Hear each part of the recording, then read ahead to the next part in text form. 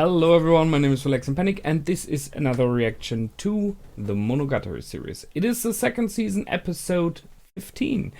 The end of, well, a little arc about snakes and delusion, which possibly is the best fitting way to describe it. So, you know what to do, as always. If you want to see the reaction itself, just go down into my descriptions. You will find a link that leads you to it. Just replace the circumflex.parts with real dots and enjoy the reaction. Once you've done, feel free to come back here and hear out my thoughts about this episode and arc in general. So, see you soon. For those that came back, welcome back. Now, okay, let's just say someone is really sick in the head. So I was right. I'm a little bit surprised that I kind of was able to foresee a bit of what was happening. I had some wild speculations going on. Some of them were right, some of them were wrong, as always. But there are two major things that maybe I'm just telling it myself, but I think in my last discussions I said those would become true. One is that when there was the meeting of with Oogie, that she, oh, well, maybe she did not hypnotize her into doing it, but she clearly gave her everything she needed to become a god. She gave her the information where everything is in the house of Aragis. She made her become aware of her options and possibilities. I don't know why. I can only guess she had her very own reasons. I mean, Gain, it is, right? I have to check her. No, not Gwen. I mean Oogie. Genau. Oshino Oogie. It is. So, yeah. She has her very own reasons for what's going on. I guess we will learn in the future. I'm not sure if she's an enemy. Maybe there's a bigger picture that I do not see yet. Maybe there's a reason we need this snake god now. We will see, I guess. However, she set it up. Called it. And the other big thing that I was kind of suspicious about is the snake real or not? So, the snake that Nadeko saw all the time was not there. It was just her delusion, just herself thinking of it. Searching desperately for something outside of the box, something else that is able to, I don't know, rescue her, free her in some ways. I mean, in the end, by becoming a god, you could say she was kind of freed from the normal life she was in, and which she was very clearly unhappy with. However, she definitely went overboard there. I mean, I can understand if people are like, I'm not happy with my life, I want something to change. I can see that. But it should always be with a perceiving eye of what is happening to the world around me, you know? Sure, you can be richer, but that doesn't mean that you have to kill people and to take their money as example. Sure, that's a way of getting richer, but it's not a good way. She is completely gone. She's nuts. As the snake itself said later on, when the god was awoken, that's it. It was her. It's her very own delusion. It's her insanity. In the end, it really is insanity. That made it possible. And being a god that it is, the snake, it's a vessel that is there now.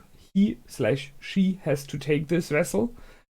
But I'm not sure if this god is not a little bit at least unhappy about the way that his vessel is acting, because she's crazy. I was kind of waiting for her to even turn on the god itself. Don't know if she would have been able to. You know, they are one now, but the way that she acted at this moment, it was like she could do like anything. She could turn against the god itself and, I don't know, like become the god completely. Would have been an option. I thought about it. So become a very own aberration then. She is one now. No question there. So she had this mix of my life is not good enough, I'm not able to get Koyomi, which is a part of it as well, of envy against Shinobu and against Senjugahara at the same time, and of bad feelings about the fact what she did to the snakes in the past. So all of this mixed up together, and then she simply fell. Can't say it any other way. I think she has been fallen. That's it. As she said, I'm not a victim but a culprit too. I mean, she's more like the leader of the cult here. And there was this moment when she was opposed by Koyomi about what's going on in the house, and she looked at the wristband and said, "Cover for me." So that's a part of it as well, having someone else to shift the blame to shift every situation you're not able to handle or you don't want to handle to, is a nice thing. So she was going through life all the time by very fittingly slithering through. She, like a snake, she just slithered through every situation. She never hit an edge anywhere, you know. She was always the cute one, and just by not reacting, looking down, stuff like that, they just let her pass, just like a snake is slithering through. So it's very fitting here. And she, in her delusion, thinking the snake god is existing while it wasn't yet, wanted him to handle situations. In this case, the situation with Koyomi and Shinobu, because she was not completely ready for this at the moment. And when this didn't happen, because it couldn't, because the snake was not real yet, then she took the last step and swallowed the I almost want to say parchment. Let's say the spell. So she absorbed the energy, and with this energy, it seems to have been enough to make her into what she is now. And maybe a little bit broke in her mind at that moment as well. Maybe additionally due to the powers that were in there. I can only guess. She was a bit crazy before, but afterwards, I mean, what I think is kind of strange is that she doesn't have any remorse or regret at all about what she's doing. If by claiming that she's in love with Koyomi, she's very happy with killing him. You know, it's not like she's even thinking about that she shouldn't do it because she loves him. So I really have to kind of question what kind of love that is. Yes, we know it is one that she wants to have to hold on just in the past, just to have not to care about other people. So it is not a real... Oh, that's wrong. It is still is a real love, but it is one that she kind of constructed. She feels envy, and so there is something real, but the other side is completely missing of caring about the person you love. It is a completely one-sided love. It is just about her. It's never about him. It's just about her. And maybe that is one of the reasons why in the end Senjugahara even said, "I hate little brats like you." So I can understand that. Which brings me to Senjugahara in the end. That was a surprise. I didn't see that she would appear, in this case, as a phone call. Nadeko was taking it. It was interesting that they, and I like it a lot, that they changed the scenery. So we had darkness and the red rain falling down, fittingly all the blood, you know. And then the phone rings and we're instantly at day, sunlight, all is nice. Just somebody's lying around. And she's taking the phone call. So, I mean, being a god that she is at this moment, possibly the effects around her are by her mood and behavior. Just guessing. However, Senjugahara got her to not kill the two of them, and additionally even to grant them time, which is interesting. I see the 6 month idea. So graduation and then kill off. It's a nice day, you know, the day. Um, Kind of an important day for everyone there, I guess, and possibly in the past it was one for her. So I can see why she's laughing at that and liking it and agreeing to the idea. Um, I got some questions, however, when it comes to her. You know, she has a family, Nadeko. So will she be behaving like the normal girl, or is she just gone? Is she missing? Or what? How is the world reacting to it? Is she existing in the normal world, just sitting at the shrine? You know, people would react to it. Or is she out of phase, like most aberrations are, that you cannot see them normally? And then that would mean that the girl Nadeko has been missing since this day, which could cause other problems, like where was she the last time? She was in the Aragi house, so more problems there. But I think either this will be discussed in later on episodes, or it will be ignored for the story. I will see. So just pointing this out, I have that in my mind as well. We will possibly see a fight then, as we did see in the preview. I watched this preview because it is, to me, it didn't seem like a complete spoiler preview by the way it was introduced. So it was more like one, we want you to see this preview. And I think it is more a preview of how she thinks it will be. She would like it to be. She wants it to be. And she even said it, you know, it would be perfect if those two would be there as well. So it is her mind palace there working. She wants this end in 6 months, which is interesting looking, no question there. But I'm not sure if it will happen this way. We've seen some kind of spoilerish things in the meaning of that there was a shoe lying around in blood, which would mean that those persons are injured or dead. But thus all of this preview is from her perspective and what she wants it to be, although she is a god, so maybe she has some kind of foresight, it might be. I'm not taking this preview into real consideration for being 100% that way. So, interesting, and I look forward to it, for sure.